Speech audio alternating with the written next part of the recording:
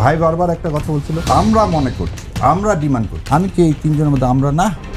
আমি তো ডিমান্ড করছি না, আমি তো বলতেছি ভারতের আধিপত্যবাদকে। কিন্তু একটা প্রশ্ন কবির ভাই আসতে পারে না যে 4 বার মানে ক্ষমা চাইলেন, এরপরও এই কথাটা বলতে হবে।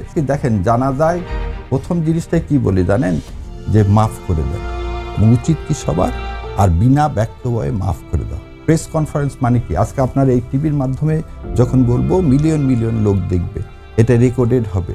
এরপরে যদি এখন আমাকে বলে যে ভাই 20 কোটি লোকের হাত ধরে ধরে বলতে হবে, বাবা 71 সালে যা করছি আল্লাহর রাস্তায় তুমি মাফ করে দাও, আমি ভারতের বিরোধিতা আগে না না আমার এখন আমি বলতেছি আপনাদের সঙ্গে, কিন্তু আমি একবারও বলিনি।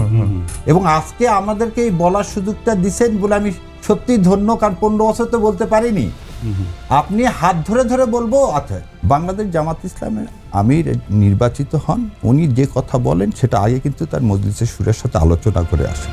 আমাদের আমির সাহেব প্রেস কনফারেন্স ডাকলেন ওয়েস্টিন, সেখানে এই কথা বলল। এরপর সমস্ত মিডিয়াকে দিয়ে বলা না হল, তারপরে আপনাকে নিজের হিসেব প্যাডে আপনাকে বললে আপনি সন্তুষ্ট হবেন।